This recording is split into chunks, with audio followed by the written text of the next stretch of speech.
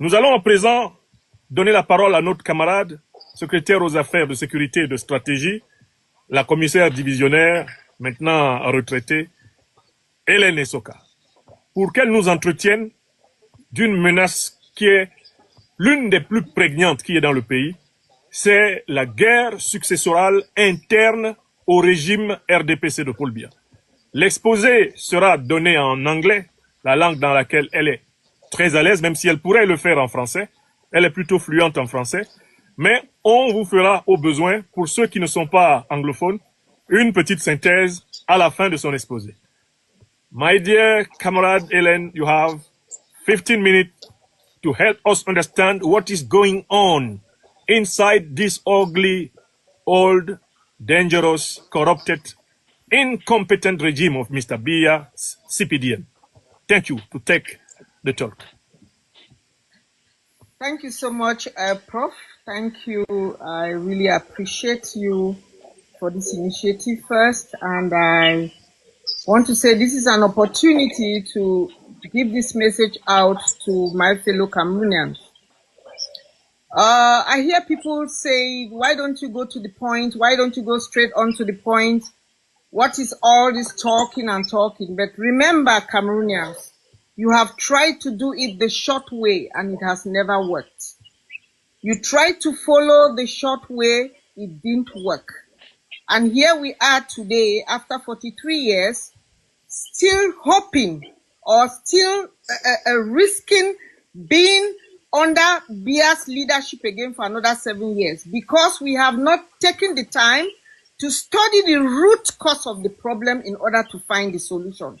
And that's why we are here today, because we want to get the root cause of all the problems we have in Cameroon and find a long-lasting solution. We have been talking about the different threats. My collaborators have spoken about different threats. And today I want to talk about internal threats within the CPDM regime, which is even very dangerous for us. Absolutely. And we don't understand the details. I want you to listen very carefully. Let's all understand it and know why Lily Park says this is the best way to follow. Until we understand the root cause of our problems, we will not be able to find the solution. So I would like us to listen very carefully. Please be patient. And we are going to talk about it together. So the political situation in Cameroon has reached a critical point after more than 4 decades under President Paul Biya. In the absence of transparent mechanisms for leadership transition, the debate around succession has become one of the most contentious issues in the country. At the center of this debate is Frank Emmanuel Biya,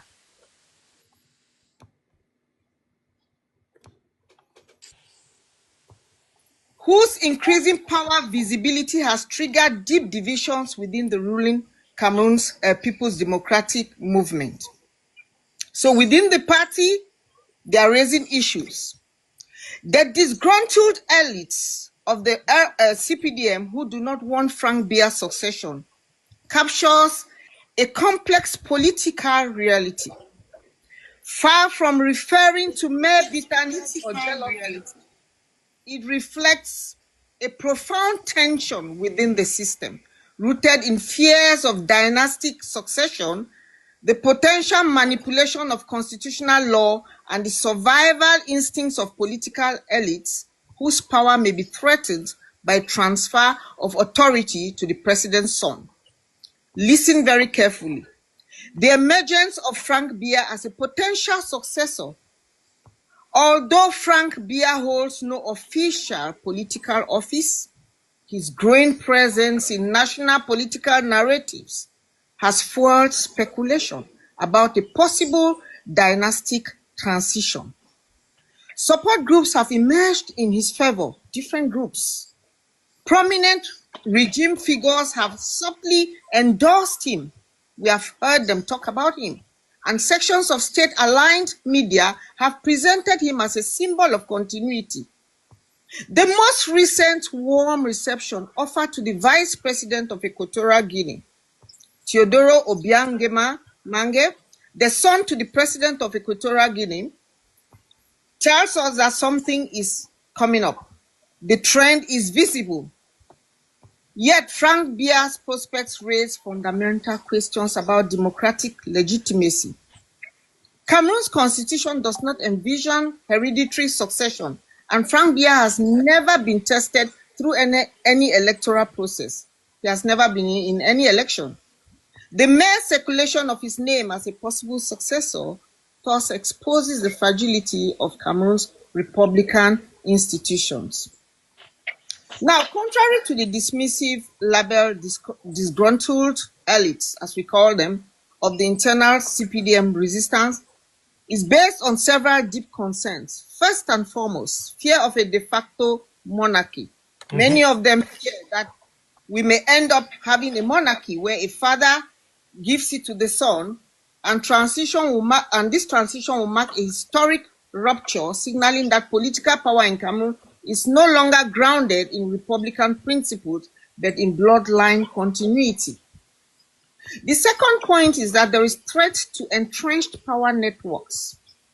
Many senior figures, like ministers and other senior officials, who have invested decades of loyalty and political maneuvering fear, the fear that Frank Biya, being at the head of the nation, would empower a new circle of elites, largely his personal allies, his business partners, and the southern networks especially, while marginalizing other factions.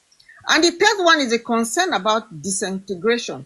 At a time when Cameroon is already weakened by the Anglophone crisis, insecurity in the far north, and rising social tensions, a hereditary transition could trigger another serious problem, such as regional resentment, ethnic polarization, military factionalism, and widespread popular discontent. That's what we are afraid of, and they themselves are afraid of. So the most sensitive fear now comes up when we talk about what? Constitutional manipulation to ensure that Frank Biya's automatic succession becomes eminent. Yes. تعيش في الخارج تحب تبعت فلوس لتونس لأحبابك ولأصحابك ولعائلتك تيليشارجي ساندويج من أحسن لي Microphone. The CPDM regime, because most of them are discreetly talking about modifying the constitution of Cameroon to design Frank Biya as one of the vice presidents, together with two other vice presidents, like from the Anglophone region to appease the Anglophones, and from the Francophone region, from the northern region to appease the northerners who recently thought that their brother won the elections and deserved something very important in the government. So this is what the plan is about. Naming Frank Biya as a vice president so that in case his father cannot make it anymore, he would automatically be the president. And this arrangement serves a strategic logic. Why? The two second vice presidents, like I said previously, are going to appease their different regions. And the first vice president, who will be President Biya's son, Frank Biya, will constitutionally be next in line. So in case of any vacancy, we all know that the president is of age right now, and he may have this inability to continue in office. Therefore, Frank will be the first vice president who automatically assume the presidency. This is the underlying reality. And this is where the fear comes in within the CPDM party, because this is threatening those who are not pro-Frank or pro-Biya. And this is a threat to the nation as a whole. Where the constitution will be modified, what is going to be next? Discontent. People will start hating each other. Fights and all whatnot will come up. And those who have kept large sums of money wherever, they'll be using violence in order to maintain power. That is a threat That is a very big threat we are facing right now. And of course, we know, everybody knows, it's not news to you that those who oppose Frank Biya are ready for it. They are ready to take action if Frank Biya is ever made the president of the country. And what will be the consequences? We all know the consequences. We see what is happening in the Anglophone provinces. When uprisings come up, attacks come up, people's lives are in danger, businesses are not working, the whole country becomes destabilized. And we are saying this should not happen because Cameroon deserves better. That's why Lily Park is coming to say Cameroon deserves better, because we cannot cope with the instability that is going on right now in the Anglophone regions. And now they bring up Frank Biya to replace his father. This succession will become a battle within the regime itself, and it's going to result, or it will result in a conflict that will endanger national unity more than any other opposition party could ever perform. Okay. Yes. So right now, we are crying. Lily Park is asking the population that Cameroonians deserve better. A dynasty is not our thing. After 43 years of power, we cannot have the same president, and when he thinks he can't make it anymore, he wants to give it to his son. Power has to return to the citizens. Power must not remain within the confines of one family. A dynastic transition would delegitimize electoral institutions, would deepen the culture of political impunity and weaken national cohesion, betray the spirit of republican values. Cameroon is not a monarchy. Cameroon is a republic. We, the members of Lily Park, are calling on the people that until we have a national mobilization where a transitional government will be put in place. And I want this to be clear. We are not looking for a transitional government to start asking for help from other countries. Our transitional government we are talking about will be based on two main points. The first point will be what? It will be a system that will be based on African leadership. Strictly African leadership.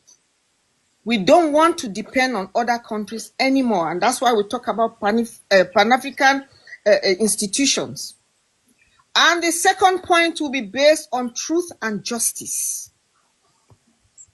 We are going to make sure that there is accountability.